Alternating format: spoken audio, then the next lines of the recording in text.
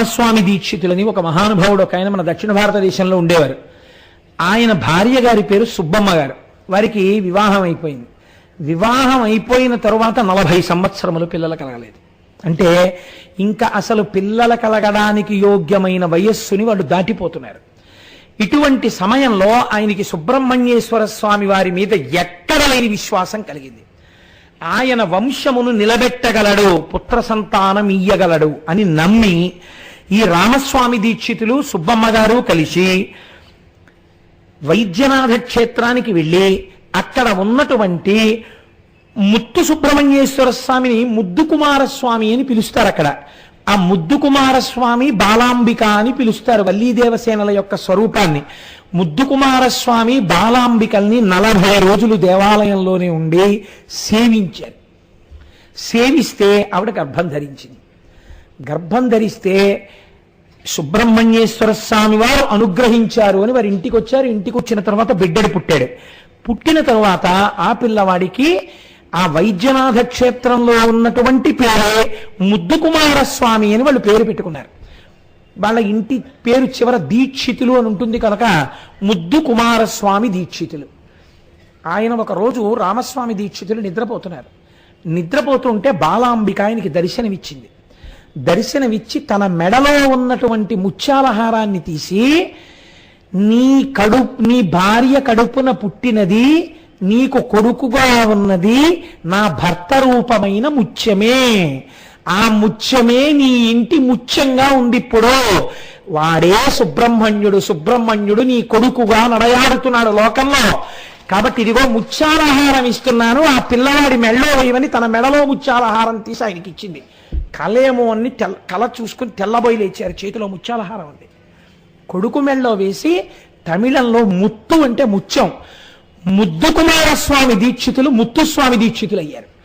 ఆయనే సంగీత త్రయంలో శ్యామశాస్త్రి, త్యాగరాజు, ముత్తుస్వామి దీక్షితారు. ఆయనే మహానుభావుడు అయ్యాడు ముత్తుస్వామి దీక్షితారు. ఆ మహానుభావుడికే చిదంబరనాథ శాస్త్రి అన్న పేరుతో శంకరుడే గురువు అయ్యాడు.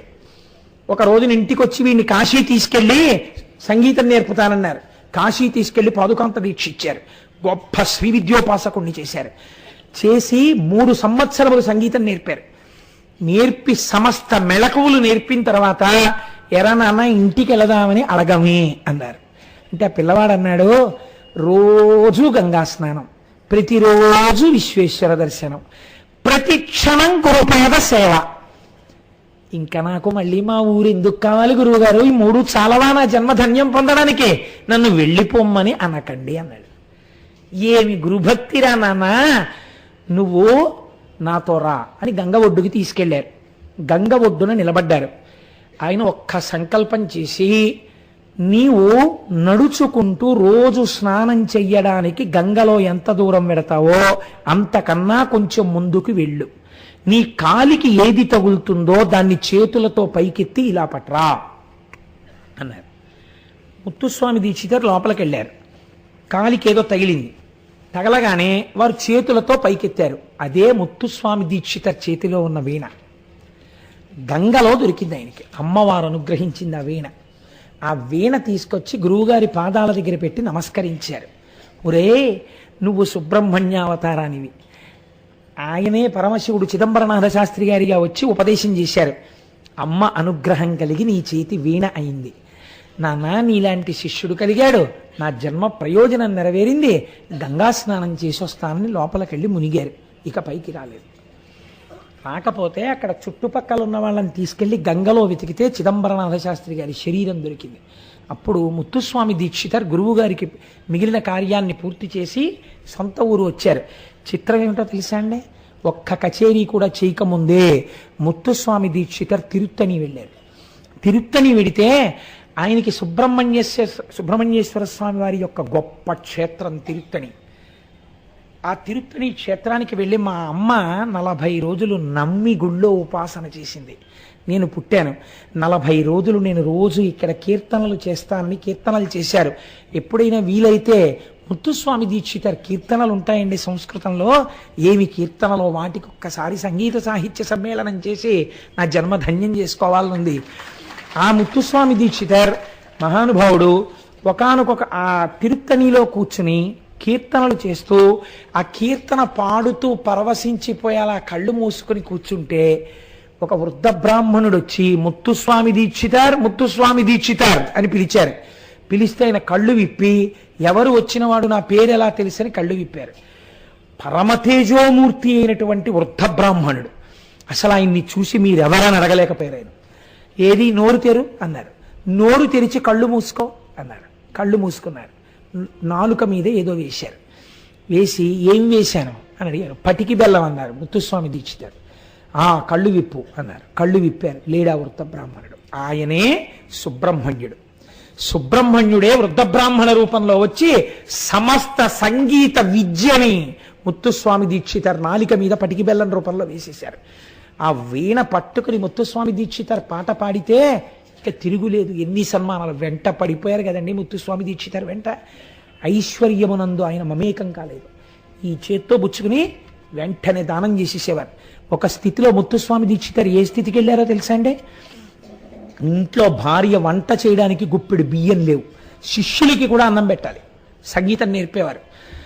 ఆయన వీధిలో కూర్చుని సంగీతం చెప్తుంటే వంట చేయడానికి ఏమీ లేవని బెంగ పెట్టుకుని ఒక శిష్యురాలు కమలమ్మ అన్నావిడ్ని పిలిచి, అయ్యగారికి వేళ అయిపోతోంది, మహానైవేద్యానికి గుప్పెడు బియ్యం లేవు, ఆయనకి ఎలా చెప్పామని బాధపడుతున్నాను అంది ఆ ఇల్లాలు. అదండి భార్యలంటే.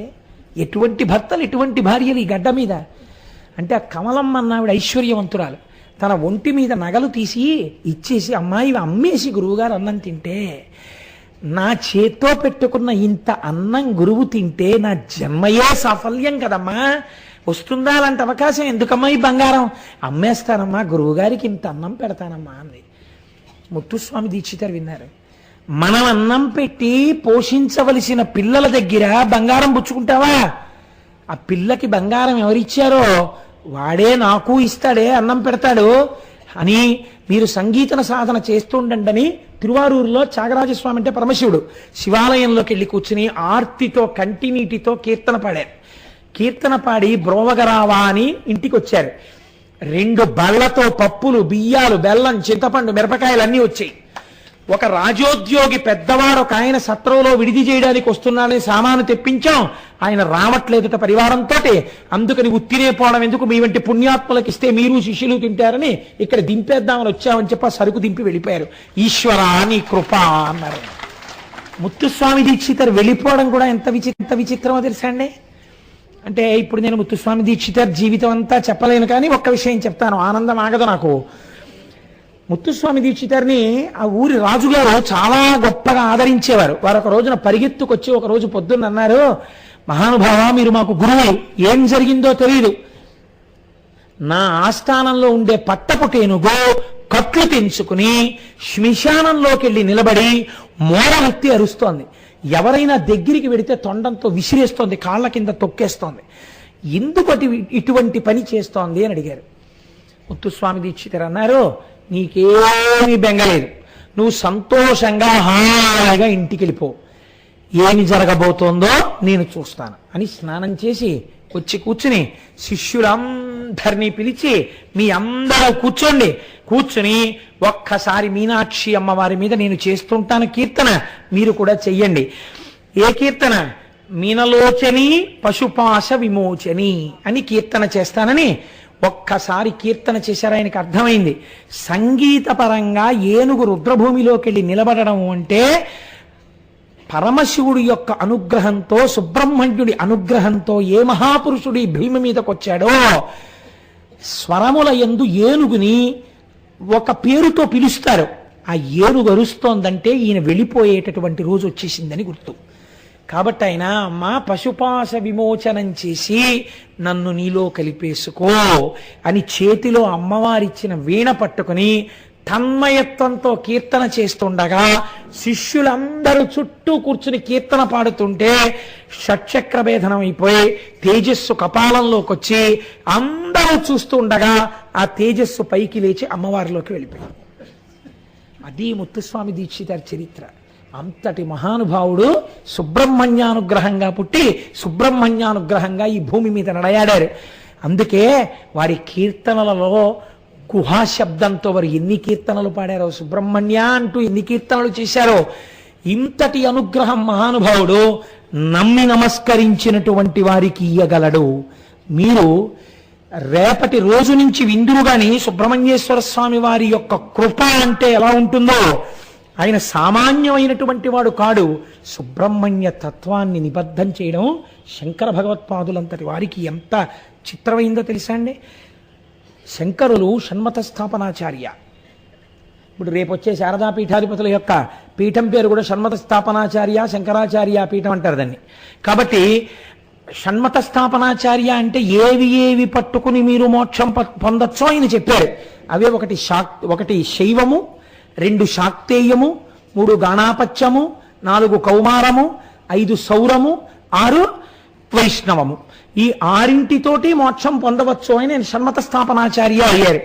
ఆయనే పూజాగృహం ఎలా ఉండాలో, పూజలో విగ్రహాలు ఏవేవి ఉండాలో కూడా నిర్ణయించారు శంకరాచార్యుల వారు.